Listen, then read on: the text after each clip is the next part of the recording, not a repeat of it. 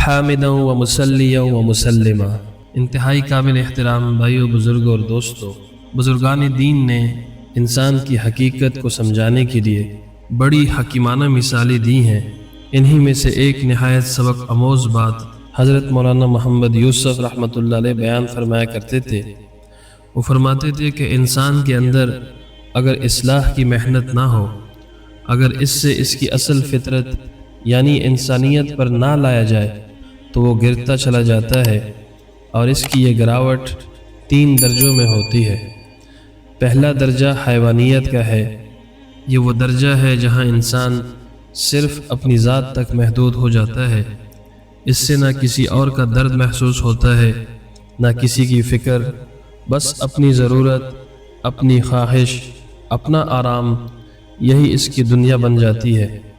جیسے بیل ہے، بکری ہے، بھینس ہے، انہیں صرف اپنی ہی فکر ہوتی ہے، کسی اور کا خیال نہیں۔ تو میرے بھائیو، جب انسان بھی صرف میں، میرا، مجھے میں الجھ جائے تو وہ انسان نہیں رہتا، وہ حیوان بن جاتا ہے۔ لیکن اگر یہاں بھی اصلاح نہ ہو تو پھر یہ گراوٹ اگلے درجے میں داخل ہو جاتی ہے، اور وہ ہے درندگی کا درجہ۔ درندوں کا اصول کیا ہے؟ درندوں کا اصول یہ ہے کہ ہم دوسروں کو جتنا نقصان پہنچائیں گے، ہماری اپنی زندگی اتنی بنے گی۔ چاہے شیر ہو، بیڑیا ہو، چیتا ہو یا شیکرا، سب کا یہی مزاج ہے، دوسروں کو پاڑ کر اپنی بقا چاہتے ہیں۔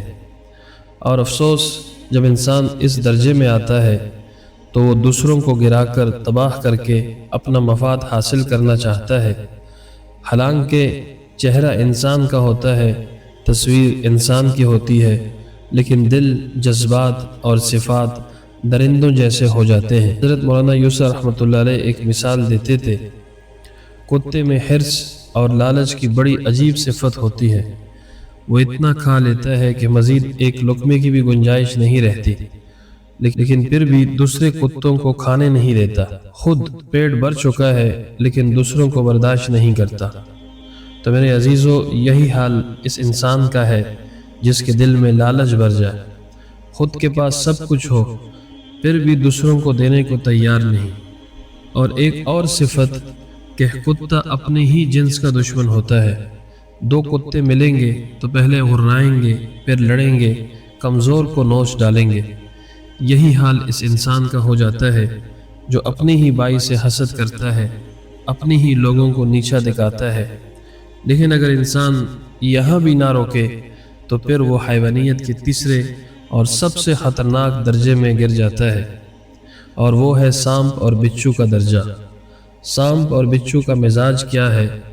وہ کاٹتے ہیں، ڈستے ہیں، اور انہیں اس سے کوئی فائدہ بھی نہیں ہوتا، نہ ان کا پیٹ بھرتا ہے، نہ کوئی ضرورت پوری ہوتی ہے۔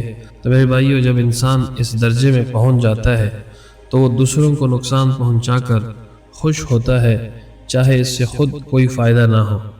وہ فساد پھیلاتا ہے، تباہی لاتا ہے، صرف اس لیے کہ دوسرا تکلیف میں آئے۔ یہ انسان کی سب سے خطرناک حالت ہے۔ اس لیے ضرورت ہے محنت کی، اصلاح کی، اور اپنے نفس کو سنوارنے کی۔ اللہ تعالیٰ نے ہمیں اشرف المخلوقات بنایا ہے، ہمیں حیوان نہیں بننا، درندہ نہیں بننا، سانپ اور بچھو نہیں بننا، بلکہ ہمیں انسان بننا ہے، اور وہ انسان جو رحم دل ہو، دوسروں کا خیر خواہ ہو، اور اللہ سے ڈرنے والا ہو۔